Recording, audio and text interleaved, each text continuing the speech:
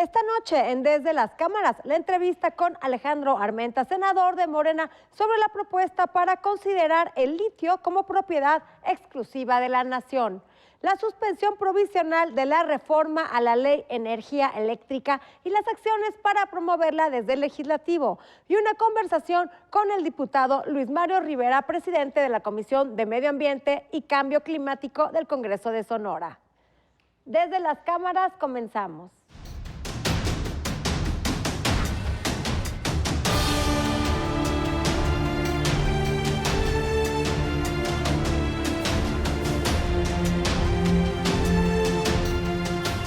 Esta semana se discutieron y aprobaron temas de relevancia en el Congreso de la Unión, como la ley de la Fiscalía General de la República. El Pleno del Senado aprobó la Ley Orgánica de la Fiscalía General de la República. Esta iniciativa avanzó con 118 votos a favor y 1 en contra. El presidente de la Junta de Coordinación Política, Ricardo Monreal, afirmó: fijamos mecanismos para recibir las propuestas de la sociedad que enriquecieran la iniciativa, escuchando primordialmente, los reclamos y las críticas de parte de las víctimas. Se estableció mantener a la Fiscalía dentro de los sistemas nacionales de búsqueda de personas en la Comisión para Prevenir, Combatir y Sancionar los Delitos en Materia de Trata de Personas y en el Mecanismo de Protección de Periodistas y Defensores de los Derechos Humanos. Esto nos permitiría dejar perfectamente claro que la Fiscalía General de la República no es una simple invitada al Sistema Nacional de Búsqueda, sino que es parte de este sistema interinstitucional, este Sistema Nacional de Búsqueda, sin menoscabo del respeto a la naturaleza autónoma de este organismo. También se dio prioridad a la prevención, atención y erradicación de la violencia contra las mujeres. Mientras tanto, los partidos de oposición argumentaron: si bien es una ley positiva, no es una ley perfecta. Por supuesto que no. O sea, tiene áreas de mejora. Y nosotros queremos dejar expresas las áreas que le vemos de riesgo o de posible mejora para, primero, dejar asentada la postura, que no es un cheque en blanco. Y segundo, ojalá y sean retomadas en el debate en la Cámara de Diputados. La autonomía fue una de las principales exigencias. Además, se reconoció la apertura al diálogo. Reconocemos la disposición del bloque mayoritario para escuchar algunos de nuestros planteamientos, muchos de ellos canalizados a partir de las consideraciones de la sociedad civil, de las advertencias de los especialistas y de las exigencias de los familiares de víctimas. También se argumentó que esta propuesta legislativa fue sujeta al escrutinio público. Ha pasado por el escrutinio de organismos internacionales, locales, de organizaciones de derechos humanos y de la sociedad en general. La minuta se turnó a la Cámara de Diputados para su análisis. Desde las cámaras, Claudia Ivette García. Jueces federales suspendieron provisionalmente la reforma eléctrica. Alicia Salgado nos habla de las implicaciones. Hola Adriana, ¿cómo estás? Qué gusto de saludarte. Bueno, se espera que en esta semana ya el grupo opositor en el Senado de la República, conformado por los senadores del PAN, del PRI, de Movimiento Ciudadano y también del Verde Ecologista, votaron en contra del dictamen, son 8 y podrían sumarse, más un independiente, conformen a el grupo, necesitan 40 personas, tendrían 50 senadores, para presentar la controversia, la demanda de inconstitucionalidad contra la ley eléctrica que fue aprobada, la reforma a la ley de energía eléctrica que fue aprobada y publicada por el presidente Andrés Manuel López Obrador. Si esto sucede esta misma semana, cuando mucho podría ser la próxima, por los tiempos que establece la ley, es muy probable que todas las demandas de amparo que se han interpuesto en los tribunales de competencia, sigan su curso, pero queden en segundo término, porque la Suprema Corte, siendo el poder supremo del Poder Judicial, sería quien resuelva de fondo si la política energética en general que ha seguido el presidente, incluyendo la reforma a la ley reglamentaria de la Constitución, se apega a lo que establece el constitucionalista o es contraria a la misma. Por lo pronto sí te comento que llama la atención la forma en que el presidente presidente ha estado señalando a un solo juez como posible corruptor o una persona que estuviera recibiendo dinero de los particulares porque ha estado suspendiendo la iniciativa. Lo cierto es que creo que desconocemos la mayoría que solamente hay 2 juzgados especializados en materia federal en telecomunicaciones y competencias, así se llaman. Fueron creados a raíz de la reforma del 2013 y estos 2 jueces reciben los amparos, digamos, o las demandas y se van juntando de 5 en 5 y les cambian a uno y a otro. De tal manera que los primeros 5 pues los definió y los determinó su suspensión provisional el juez Gómez, pero los siguientes 5 los va a definir el juez Pesa y después los va a definir el juez Gómez y así, porque solamente hay 2 tribunales, como también solo hay 2 tribunales colegiados, de tal manera que los magistrados, si eventualmente los recurre el Estado, hubiera una sanción a favor de los particulares o a favor del Estado y quieren recurrir esa resolución, pues tendrían que recurrir a estos mismos 2.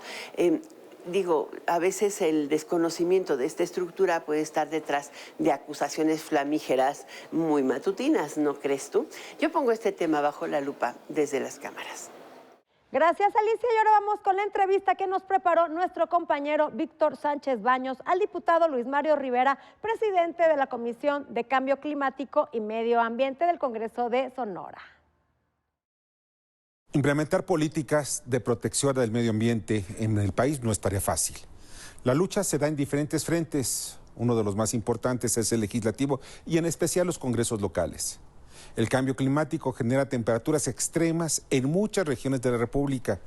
Y para platicarnos de las políticas ecológicas y evitar el impacto devastador del cambio climático, platicaremos con el diputado Luis Mario Rivera Aguilar, presidente de la Comisión de Medio Ambiente del Congreso de Sonora. A través de muchas reuniones de trabajo y muchos foros, hemos ido construyendo una agenda quizá no muy llamativa en temas de clickbait, por así decirlo, ¿no? O mediáticamente muy impactantes, pero iniciativas que van fortaleciendo el marco jurídico, el marco normativo en materia de medio ambiente. Y desde el principio, es más, inclusive desde antes de que yo asumiera la curul en esta 62ª legislatura, como dirigente del partido que fui los 3 años previos a la elección del 18, ya sabíamos que necesitábamos fortalecer no solamente el marco jurídico, sino también el andamiaje institucional, ¿no? Y todas las iniciativas que hemos ido presentando, que hemos ido desarrollando, terminan siempre en la necesidad de conformar una Secretaría de Medio Ambiente para el Estado de Sonora. Te pongo un ejemplo muy claro. Aquí en Hermosillo, la capital de Sonora, de donde soy, ¿no? Hay una carencia grandísima de espacios verdes. Pero de repente ha habido intentos pues muy valiosos de plantar árboles. Y plantan muchísimos árboles, pero son árboles que no son nativos, que son invasores. Entonces, sí, es un árbol que crece muy rápido y que da mucha sombra, pero no capta el polvo de la manera que un mezquite, por ejemplo, o que un palo verde. Cuando plantan un nim, que es de la India, pues no capta el polvo como las plantas nativas. Y pues no ayuda en la purificación del aire como debería. Los temas de contaminación son los mismos en todos los estados, en todas las ciudades, ¿no? Nos hemos dado cuenta que no existe la capacidad del gobierno estatal de hacer frente a la problemática de la contaminación, por ejemplo, de residuos sólidos urbanos, de residuos plásticos, el tema de la contaminación del aire en ciudades como Hermosillo, como Nogales, tiene mucho que ver con la falta de espacios verdes, ¿no? O con la mala implementación de políticas públicas en materia de reforestación, por ejemplo. Y pues todo eso lo hemos ido identificado con base en reuniones con expertos, pues, ¿no? Y más o menos en eso versa la intención de conformar una Secretaría de Medio Ambiente. En el estado de Sonora hay cerca de 13, 14 lineamientos jurídicos en materia de medio ambiente, pero las instituciones que se encargarían o que se deben encargar de hacer valer esos lineamientos, pues están separadas en diferentes secretarías, se pisan los callos, no hay coordinación. Entonces la intención de conformar una secretaría tiene que ver con eso, ¿no? Con hacer una reingeniería de la administración pública estatal para conjugar todas las capacidades institucionales que tiene el gobierno del Estado bajo un solo instrumento, ¿no? Y hacer más eficiente la administración de esos recursos que están destinados a estas diferentes direcciones y áreas para poder implementar políticas públicas más eficaces y más eficientes en materia de medio ambiente y de mitigación y adaptación al cambio climático. Todo lo que hemos hecho sin querer y queriendo va enfocado en eso, ¿no? en la creación de una Secretaría de Medio Ambiente. Comprender el cambio climático y el impacto en la humanidad es difícil incluso en el entorno mundial y en especial en las potencias económicas. Es fundamental crear una conciencia ecológica, como lo mencionó el diputado Luis Mario Rivera Aguilar, no solo en los niños y adultos, sino también en las instancias gubernamentales. Cuidar el medio ambiente es una responsabilidad de todos y cada uno de los seres humanos. Claudia Ivette García nos habla de la prohibición que buscan imponer algunos legisladores sobre los cigarros electrónicos. El diputado por Morena, Ricardo del Sol Estrada, circuló un video el pasado 15 de marzo para referirse a un tema que se contempla próximo en la agenda legislativa de San Lázaro: posibles reformas a la Ley General del Control de Tabaco. Algunos diputados como Lorena Valle y Héctor Jaime Ramírez, junto con su servidor y otros compañeros diputados más, hemos hecho propuestas legislativas con el objetivo de encontrar una regulación que permita a las y a los mexicanos, especialmente aquellos que se encuentran en las garras del tabaquismo, tener un acceso a la tecnología de suministro de nicotina mucho menos dañina que el cigarro convencional. Esta reforma debe regular la legalidad o ilegalidad de dispositivos no combustibles de consumo de nicotina, como vaporizadores o cigarrillos electrónicos. Las nuevas formas de consumo de nicotina quitan en un 100% las tasas de alquitrán que se contienen en los cigarros convencionales. Esto ha sido adoptado en beneficio de la población por países como Inglaterra, Canadá, Francia y Nueva Zelanda. En la Cámara de Diputados hay 13 iniciativas de ley que buscan legislar de esta materia. El alegato es: ¿por qué no se están dictaminando en conjunto y se da prioridad a la iniciativa presentada por la presidenta de la Comisión de Salud, Carmen Medel? Lo anterior, ignorando iniciativas de otras bancadas e incluso de sus compañeros de partido. Según denunció el diputado morenista Ricardo del Sol, no se tiene respaldo técnico. Se difiere de la legislación comparada y no se responde al marco legal mexicano, al ser un trabajo legislativo de una activista extranjera. Resulta ser la propuesta presentada por la propia diputada Medel con una situación por demás grave en dicho predictamen. Los metadatos demuestran que la elaboración de dicho documento que la diputada Medel pretende que se aprueben de forma chicanera y alejada del ejercicio democrático verdaderamente que supone la actividad legislativa, estuvo a cargo de una persona extranjera. Esta con vínculos directos con una ONG también extranjera y que se encuentra financiada por Bloomberg Philanthropies, principal patrocinador en el mundo de las campañas en contra de las alternativas menos dañinas de consumo de nicotina. Además, se advirtió sobre el peligro de incentivar el fortalecimiento del mercado negro y la informalidad. Actualmente, los productos de tabaco ilegales representan el 10.7% de las ventas mundiales. En México, 1 de cada 5 cigarros de tabaco que se consumen en el país son ilegales, según datos de la industria. Merecemos se nos trate con respeto. Exigimos una explicación a esta desdeñable circunstancia que atenta contra nuestra democracia. Finalmente, la Comisión de Salud citó a Parlamento Abierto este viernes 19 de marzo. Sin embargo, la Comisión de Economía solicitó que este ejercicio se lleve a cabo el 26 de marzo. Mientras esto se define, voces que se oponen a la sobreregulación o incluso a la prohibición en este tema afirman que esta reforma coartaría la libertad del consumidor, así como su derecho a elegir, afectando también la economía y el libre mercado. Desde las cámaras, Claudia Ivette García. Vamos a un corte comercial y no se vaya, porque a nuestro regreso estará con nosotros el senador de Morena, Alejandro Armenta, para platicarnos sobre su propuesta de nacionalizar el litio. Hay una serie de elementos positivos que tenemos que impulsar, porque tenemos que pensar no solo en esta generación, sino en las generaciones que vienen, y tenemos que proveer de energía para las generaciones futuras.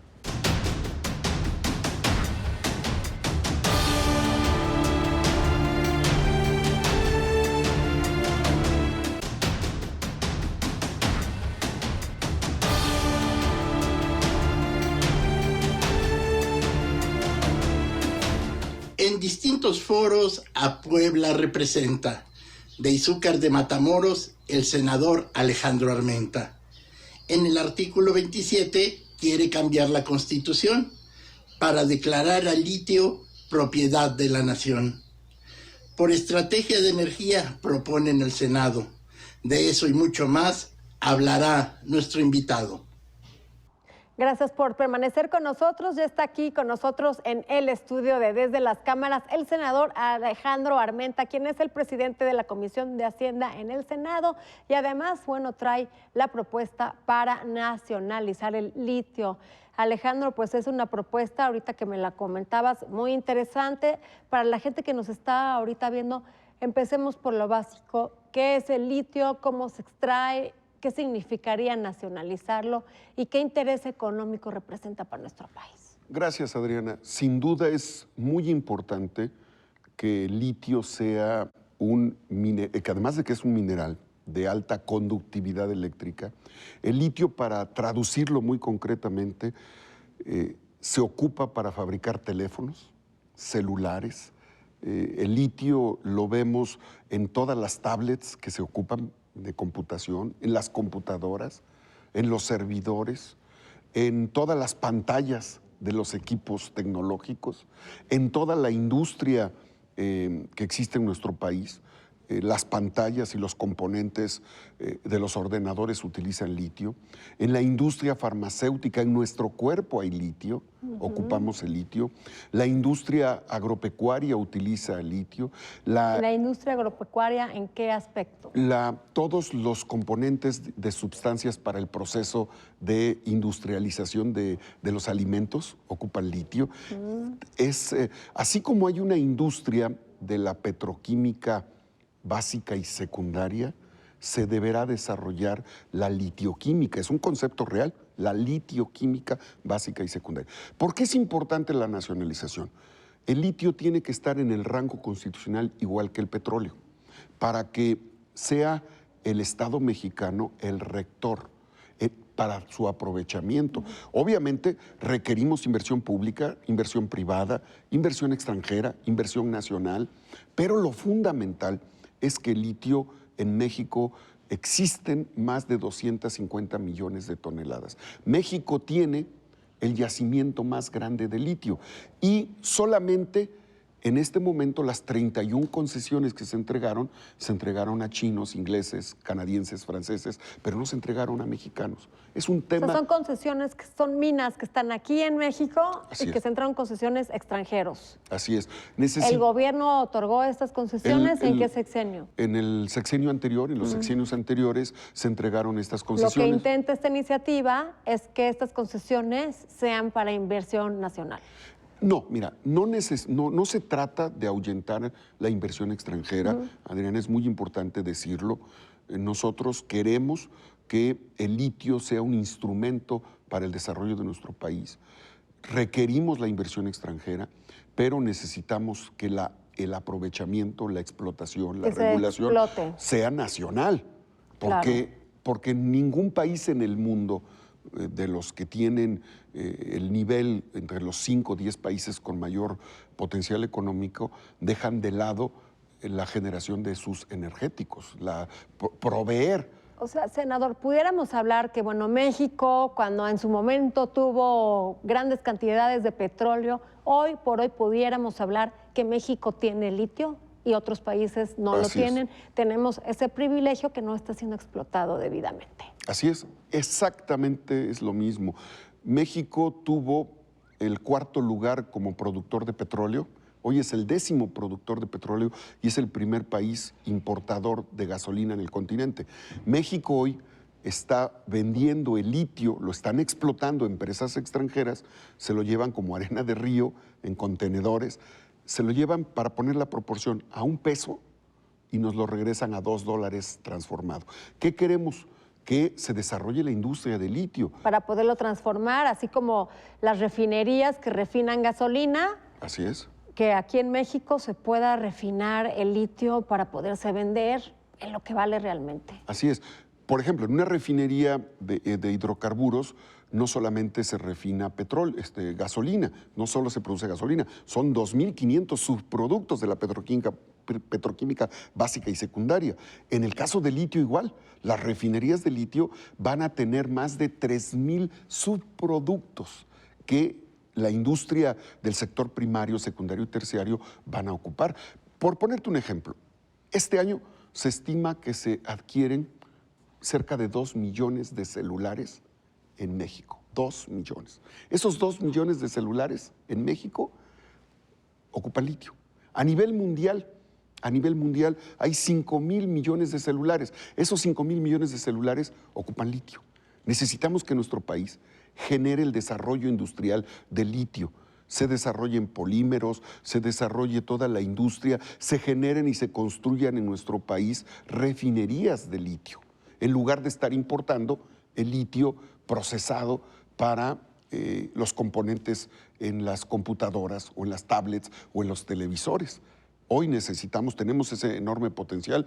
México, este yacimiento que tenemos equivale a 4.5 veces el valor de la deuda externa. Nuestro yacimiento de litio es de 55 billones de pesos. Esto, sin duda, representa un enorme potencial. Ya hemos hablado, quiero decirte que el senador Ricardo Monreal impulsa la iniciativa. Te debo informar también a ti, a tu audiencia, que 40 senadoras y senadores de varios partidos políticos, incluyendo Morena y PT, están impulsando esta iniciativa. El senador Monreal ha anunciado que iniciaremos el Parlamento abierto. Es un tema tan importante. Es una iniciativa que ha tomado relevancia y que estás negociando para que se apruebe ya en esta legislatura o en la, bueno, ustedes siguen el Senado, pero cambia la legislatura de Cámara de Diputados. Y estamos, bueno, en medio de un proceso electoral, pero estos son temas de suma relevancia. Son temas de suma relevancia porque debo compartirle a tu audiencia que el litio es tan importante como lo es el petróleo, el gas natural para el desarrollo de las energías. Pero la diferencia es que el litio es la llave de acceso, de entrada, es el punto de contacto entre las energías fósiles y las energías limpias. La energía solar, la energía eólica, la geotérmica requieren el litio para la elaboración, la construcción de baterías. En este momento, el 5% de los autos en el mundo son eléctricos. Cuando lleguemos al 50% de autos eléctricos o solares, el 100% de las baterías van a ser de litio. Que además, bueno, es una industria que va creciendo progresivamente. Hoy por hoy tenemos el 5%. Si yo el próximo año te entrevisto, vamos a poder tener el 8%. Es algo que va creciendo progresivamente. Sí, lo que fue la industria fósil en los últimos 100 años, hasta el día de hoy y hasta el 2050, que se estima la proyección, va a ser la industria de litio hoy y en los próximos 100 años. O sea, nuestra generación y 2 generaciones posteriores, Adriana, van a desarrollar la industria del litio. Te podría decir con toda contundencia que México sería Arabia Saudita en materia petrolera, pero en materia de litio. Por lo tanto, es un recurso que requiere del apoyo, el impulso de todos. Esta iniciativa también ya la hemos comentado con Rocío Nale. Rocío Nale, la secretaria de Energía, está muy atenta al tema. Ya lo hemos comentado con la secretaria de Economía, le he enviado la información y hay una serie de elementos positivos que tenemos que impulsar, porque tenemos que pensar no solo en esta generación, sino en las generaciones que vienen, y tenemos que proveer de energía para las generaciones futuras. Así es, Armenta, una iniciativa muy importante. Ya para finalizar, unos minutos que nos quedan, vamos a platicar un poco cómo van los avances de tu iniciativa del Banco de México. Bueno, pues para apoyar a los migrantes mexicanos a que les den precio justo por sus dólares.